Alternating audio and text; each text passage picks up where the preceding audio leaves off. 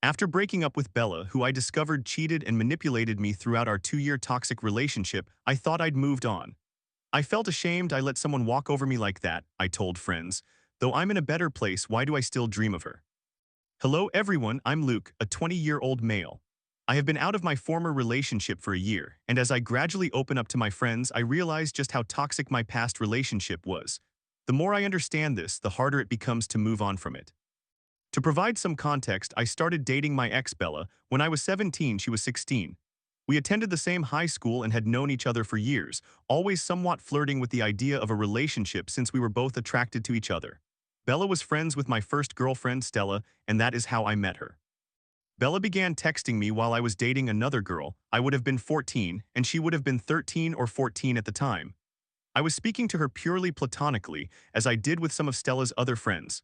However, Stella became upset upon discovering that I was messaging Bella. To make a long story short, that relationship ended because Stella began texting one of my friends. We were both 14 at the time, engaged in what was admittedly petty drama that we have both moved past. Regardless, after this, Bella started texting me again and we began to communicate more frequently. All my friends advised me against talking to Bella as she had a negative reputation in school, labeled as not a very nice person. The word rhymes with ditch. I never witnessed that side of Bella myself. We got along quite well. I have struggled and still struggle with anxiety, and frankly, the disapproval of my friends made me hesitant to date her due to her poor reputation, known as somewhat of a temptress and perceived as an easy girl, shall we say. To move things along quickly, over the next few years, Bella and I would go through phases of talking and then not talking until we reached the age of 17. As I reminisced about her at that age, I decided to text her, genuinely curious about how she was doing. We had bonded over the years due to our shared mental health issues and struggles at school, as neither of us were particularly popular. I was simply a nerd and a bookworm, to be honest. At the time, she was dating a guy, but she entertained the conversation. I asked how she was, and she told me she was doing great, the best she had ever been. I seem to recall trying to end the conversation, yet she tried to keep it going. Truth be told, I also wanted to continue talking. Fast forward, Bella and I kept speaking. There was no cheating on my end. I would just message her about mundane topics. However, I began to feel feelings re-emerge towards her. At this point in time, my anxiety had reduced, my friend group was supportive, and we had moved past the petty high school years. She and her boyfriend had a tumultuous relationship and broke up, at which point Bella said she did not want anything serious but wanted to meet up with me. We did, and we quickly entered into a relationship. At this moment, I was a virgin while she was not. She was my first for many things. We dated over the summer before I was about to go to university. She was 1 year below me. I was moving away to another city, but only about an hour away, and we agreed to continue dating. Freshers Week arrived. Bella had been acting distant the night before I left, which I attributed to her worrying about me going to university, so I reassured her. I settled in during the first few days, but she remained aloof. On Tuesday of Freshers Week, 3 days in, she dropped the bombshell that she wanted to end our relationship, saying it was not going to work. Confused, I asked her to wait until the weekend to discuss it. I would come home and we could make a decision then. She agreed. During that week, she cheated on me and I knew it. It was horrible. My first taste of independence felt suffocating as I was constantly stressing about what I thought to be the best and healthiest relationship I had been in. The weekend arrived, and when I met her, she told me she had cheated on me, not only during that week with a random person but multiple times with her ex while we were dating.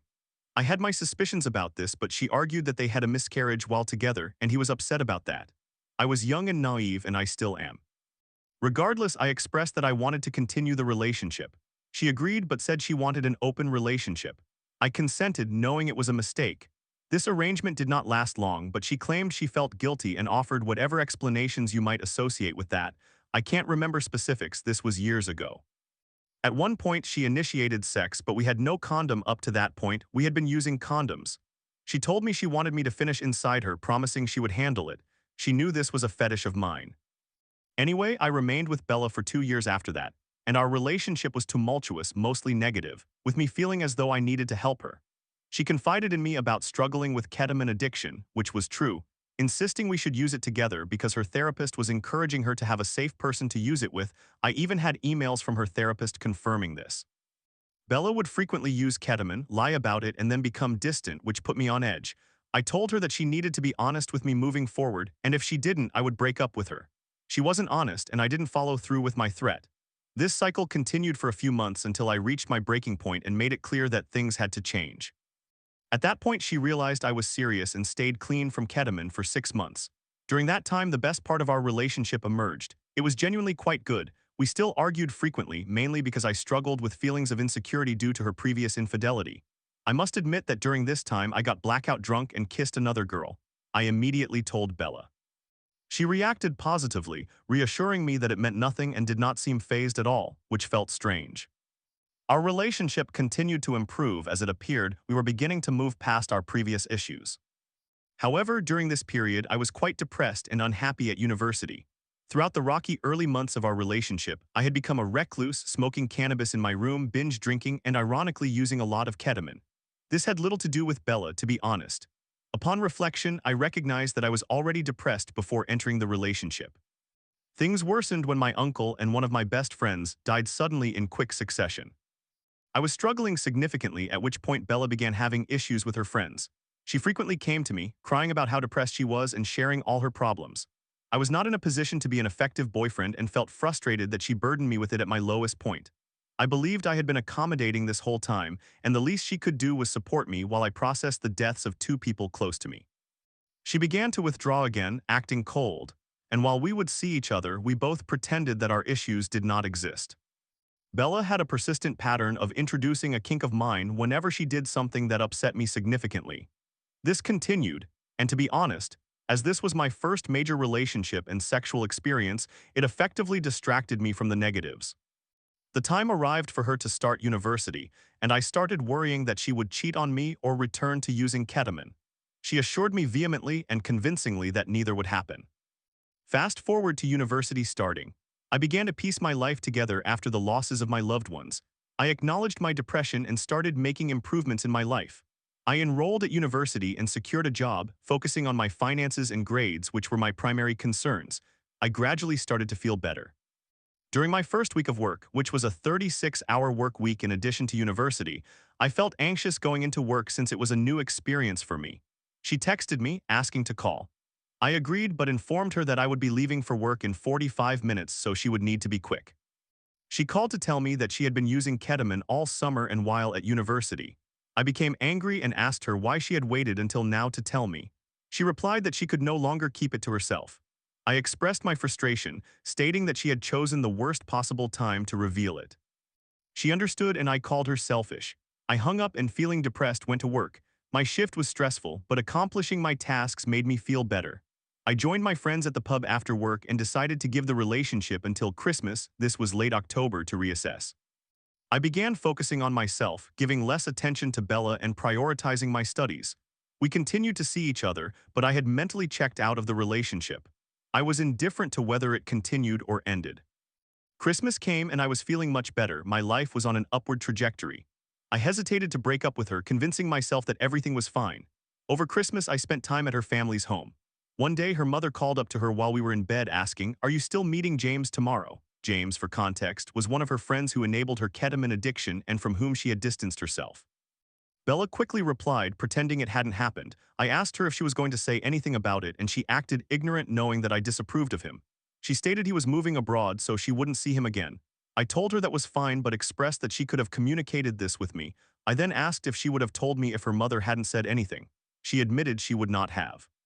I broke up with her, fed up with the constant dishonesty. I left. Once again, I experienced cold feet and we talked. She promised not to lie again.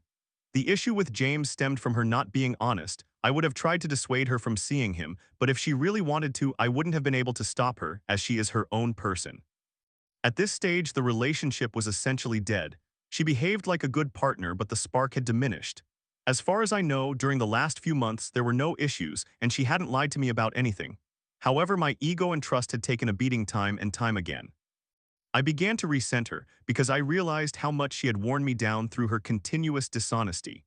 I couldn't look myself in the mirror because I felt so ashamed that I had allowed someone to walk all over me as she had. At this point, I felt done with everything and ended up traveling around Portugal for 2 weeks. During this period, I gained some perspective. My mental health had deteriorated somewhat due to working too much to afford the trip and the grief over my deceased friend resurfacing after Christmas, part of the reason I got back with Bella. The time spent in Portugal was incredibly healing, as cliché as that sounds. I felt revitalized, and during that time I even missed Bella, believing it was a sign that I still cared for her and should give our relationship one last attempt. However, that feeling faded as soon as we spent another week together. Fast forward a few weeks, and I was trying to muster the courage to do what I knew needed to be done. I began to open up to my friends about what had transpired in our relationship. Up until this point, I had kept everything to myself. I was reassured that she had treated me poorly and that what happened was not healthy. So we broke up, and that was that. I felt no bitterness toward her and insisted that after a period of no contact, we should attempt to be friends since we had known each other for so long. I expressed that I wished her all the best and the breakup was amicable. That period of no contact was interrupted after 2 months when I insisted on returning her belongings. She told me she did not want to speak to me and was outwardly hostile. This upset me, as I felt I did not deserve that kind of reaction. After that, I gave up. I have been seeing people casually since then. I saw one girl for 2 months, but neither of us wanted a serious relationship after both coming out of long ones. Life after her has improved tremendously. I have genuinely transformed into a different person. I do not miss her, nor would I consider getting back together with her. So if this is the case, why do I still have dreams about her? Why do I still think of her? I am frustrated about the entire situation. I honestly tried my best to be a good partner, and it feels as though she has moved on while I am still struggling. Was I a perfect partner? Far from it. Was I a jerk at times? Definitely. But I always made an effort to do my best. What do you recommend I do to heal from this? Story 2. Found unopened condoms in my girlfriend's car, and her explanation about moving out of her ex's place left me unsettled. I would never cheat on you. Yet she deleted messages with a FWB right after I confronted her. Is it all just a misunderstanding, or is she hiding something? Warning in advance, this is a long read. I copied this post I made from another subreddit, adjusted some details, and added new information. At this point, I just need advice on how to move forward. My girlfriend and I share a car. We also do not use condoms. The other day, as I was placing my backpack in the back seat, I noticed 2 unopened condoms on the floor. They have an expiration date of 2029, indicating that they must have been purchased fairly recently. Additionally, since there are only 2 and condoms typically come in packs of 3, it suggests that one has been used. I asked her about them when I saw her, and she seemed genuinely shocked and surprised. She appeared just as confused as I was. Understanding how concerning the situation seemed, she immediately reassured me and stated that she would never cheat on me. She even went so far as to offer to share her location with me, to send pictures of where she is from now on and so on. She did all of this while looking deeply into my eyes, telling me that she loves me and that she is sorry this freak accident occurred. She expressed her fear that I might think she was cheating and that I would leave her, which is her greatest fear. She raised every green flag and did an excellent job of putting me at ease in that moment. My concern lies with her explanation for how those condoms might have ended up in the car. She moved out of her ex-boyfriend's house and in with me after a mutual breakup with him 7 months ago. For added context, she informed me from the start of our relationship that the breakup was healthy and that they are on good terms. They dated for 4 years and share pets, so they continue to remain in contact regarding them and her belongings that are still at his house. We began dating a few months after their breakup. She moved in with me a few weeks ago and has been gradually transporting her items over since. She used her car to move most of her belongings, whether in boxes or loose. She has a lot of things, so there are still boxes at his house. From what I gathered, she mentioned that he keeps condoms in a box under his bed and in their shared clothes drawer. When she went to his house to collect her items as she was moving out, she claimed that the box under the bed spilled when she was retrieving things. She speculated that the condoms could have accidentally been packed into either a new box from the spill or wrapped inside her weighted blanket that she threw in the back seat, causing them to fall out. That is the only explanation she could think of. She stated that it is merely a guess and that she is genuinely confused, uncertain if that is how they ended up there. She even suggested that her ex might have placed them in her blanket or one of her boxes intentionally to cause trouble, although she asserted that he is not the type of person to do that. However, the situation has now become even more complicated, and I am no longer worried about her ex-boyfriend, but rather an old friend with benefits she had. It turns out she has a history of pathological lying. She admitted this herself and said that she attended therapy for it for a period. I told her that I would be okay with her working on it as long as she is transparent about everything from this point onward.